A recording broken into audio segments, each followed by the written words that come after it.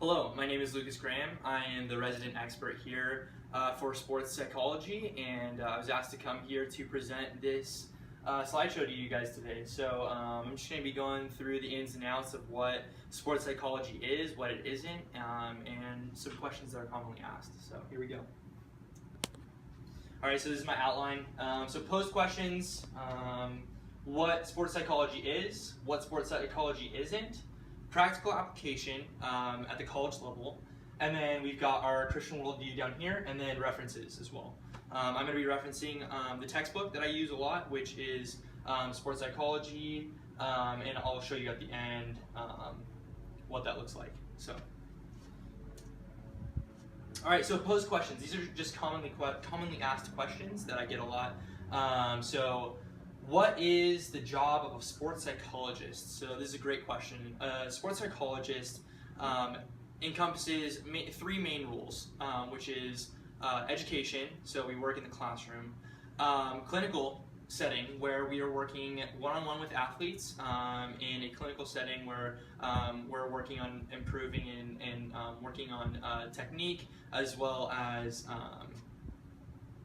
social and mental capacity on the field, and we're just working through all these things one-on-one with our athletes. And then the next one is research. So this is the level where we're able to apply and we're able to test some of these ideas that we have, and we're able to research and find out whether or not these tactics that we're using actually work. So that's just kind of a broad overview of what the job of a sports psychologist is. Why is sports psychology important? Very good question. So sports psychology is a fairly new field, and what we're seeing a lot now is that sports are starting at a very young age, and so what we're doing, we're seeing a lot of overuse, and kids that have started ever since they were 5th grade, or even 5 years old, even as young as 3 years old, and we're seeing they're growing up in sports and they're growing up in this setting. But a lot of times they get mentally tired by the time they hit high school, which is where they really should start performing their best. So just practical tools on how we can help young athletes continue to improve on their sport that they love so much, and how can we get the optimal performance out of our athletes as they are going through just all the stresses of life, as well as school, family life, and obviously the high demands that an athletic lifestyle has for them. So where is sports psychology applied? So we talked about this a little bit, but sports psychology is applied in the classroom. That is our biggest booming area right now for sports psychology. The clinical setting, so we're working one-on-one with athletes, and then also the research labs, as well as working one-on-one and testing out theories with larger groups of athletes, so we can get a good testing field with these athletes. So those are the three main areas that we're seeing sports psychology being applied and being used on a day-to-day basis. So let's move on. So what sports psychology is, this is what we see from a sports psychologist view of what sports psychology is. So here it is. Sports psychology is the application of psychological knowledge and skills to optimize the athletic potential of competitors. Okay, so it's pretty self-explanatory, but what we're doing is we're using psychological skills and things that we've developed and talents that we've developed through psychology, and we are applying that to the sports world. So we're applying it to athletes, we're applying it to coaches, we're applying it to parents, and how they can use the skills that we've developed and the skills that we have been working on to optimize their athletes' performance, optimize their health. That's the biggest concern overall, is the athlete's health. And so how can we work side by side with coaches, athletic directors, parents, athletes to bring about healthy athletes. Sports psychology is most prevalent in the academic world. This is what I was talking about earlier. We're seeing a huge boom in academics. There are now 110 degrees available in the United States for sports psychology. So it's very exciting for us right now, because we're moving into uncharted waters, as we're moving into more degrees and all these things that research brings about, we can see all these things that it's leading into, which is really exciting. So we have seen a rise in sports psychology consultants in school fitness programs. So if any of you have ever done a fitness program where they're testing physical fitness throughout the school, they have consulted a lot of sports psychologists. What tests can we do? What tests is it too young to do? How is this mentally panning out for our students if they don't make that standard, if they don't make that cut? What does that look like? And we're able to get some feedback in, and then also see better results in our testing as a result of that.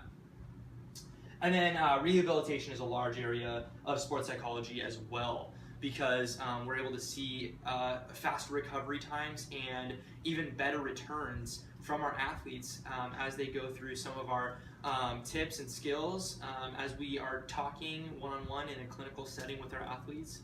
As they're rehabbing from injury, we're able to work with them one-on-one and see some really good results in rehab from injuries. So next is what sports psychology isn't. So this is huge as well. So referring to the textbook that we were talking about earlier, sports psychology, some coaches make the assumption that 90% of sports is mental. This just isn't true. We see bigger, faster, stronger kids that, let's say, aren't as mentally stable as someone who's smaller and less skilled. The bigger, faster athlete is always going to have that advantage. What we're trying to do is with that, we're trying to work with those athletes that are trying to get to that next level, or trying to break past their barrier of, let's say with a runner, trying to break past that mile record that they're trying to get to. We're trying to work with those type of athletes to make breakthroughs, but there's no substitution for skill, there's no substitution for talent, there's no substitution for practice. So we're trying to come alongside coaches, come along parents and athletes, like I said earlier, to help optimize their attitude towards sports so that we can get the best results from them. And then a typical psychologist, we're not typical. We are working with a very select population, which is less than 10% of the United States population is athletes.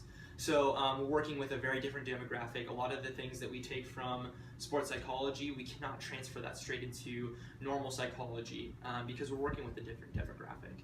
So, and then we're not exercise physiologists or psychologists. Exercise psychologists are concerned with exercise and rehabilitation of previous sports injuries.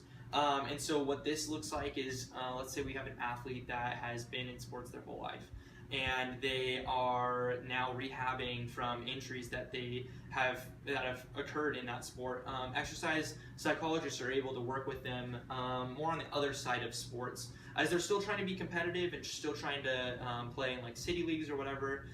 They're still trying to help them rehab and mainly focusing on health.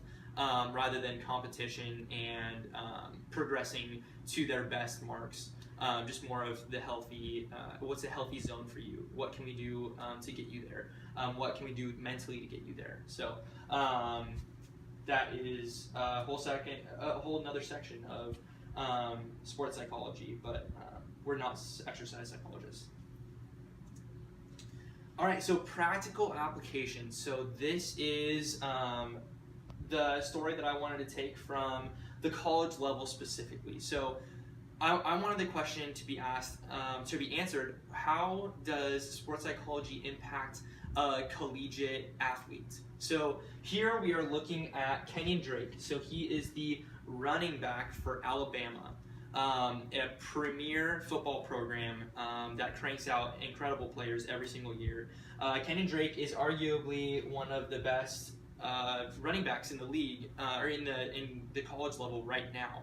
What happened to him 2 years ago was that he went through a terrible injury, running into the end zone, diving in, was rolled over on, and eventually broke his ankle and tore up a bunch of ligaments and all those things. And it was a very difficult situation for him because he absolutely loves football. That's all he wants to do. And so what we were able to do as sports psychologists was come alongside him through that rehabilitation, like we were talking with earlier, and we were able to encourage him and set those goals and focus him on those instead of the negatives. And we were able to move towards those goals by employing some of the research that we have been using and we've been experimenting with.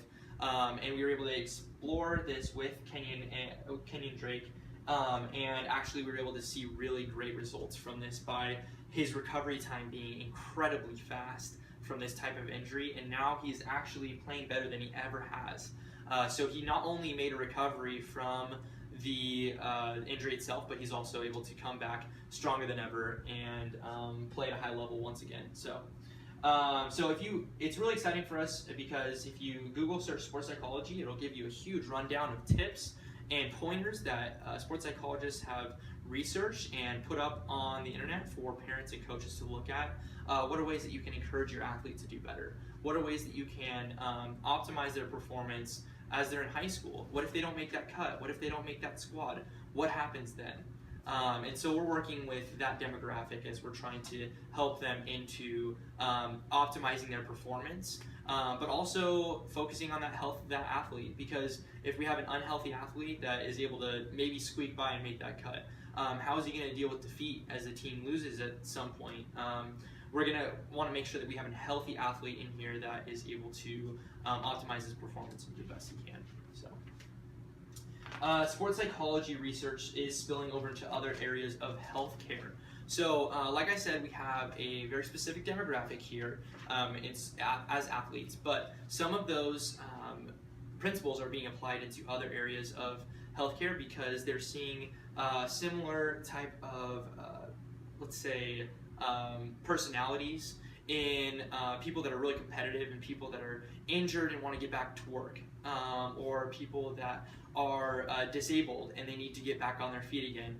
They're very competitive and they're able to employ some of this into their normal, just everyday lives, and so that they can get them from that chair up to walking again, to maybe back to work, and we're able to see some of that employed in other areas of healthcare as well.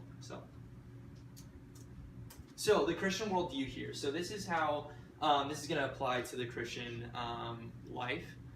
So I took Romans 12, and I read through that whole section, and it really gave me really good guidance and just a clarity of where I wanted to go with this presentation and what this means to the Christian. And so what this looks like for us is that we're supposed to be a living sacrifice, holy and pleasing to God. So that means that we're going to have to set aside time to research and do that hard work, that hard learning, that hard listening that it takes to develop these theories and develop these ideas that we have. And so we have to put ourselves in those situations where we're going to have to be a sacrifice, and we're going to have to sacrifice to be a holy and pleasing sacrifice to God, and that is our hard work. And then the next step of this is being a humble servant. So not only are we going to be doing hard work, but we're going to be applying that hard work and those topics and those things that we've learned about, and we're going to be applying those to others. And we're going to be serving them through working hard and developing these theories and these topics. We're going to be applying these to them so that we can help them out in the best way. And then the last part that we see here is love in motion. Ultimately, we need to love people, and through loving people, we're going to be able to help them the best. Because if we truly love them, then we want what's best for them. And so working through these topics and working with this demographic, if we don't love them, then we're not going to be able to serve them the best. And so I feel like this section of scripture is very pertinent to the area of sports psychology. It's really exciting to see some sports psychology in culture. So we have this TV show, Necessary Roughness. It's a pretty cool show. It's on Hulu. You can check it out, and it's got a bunch of cool dynamics of what a sports psychologist does. And these are my references. This is the textbook I was talking about, From Theory to Practice, Sports Psychology. And it's a great reference for all these things that I was talking about today. Thank you so much. I really appreciate you guys having me here today.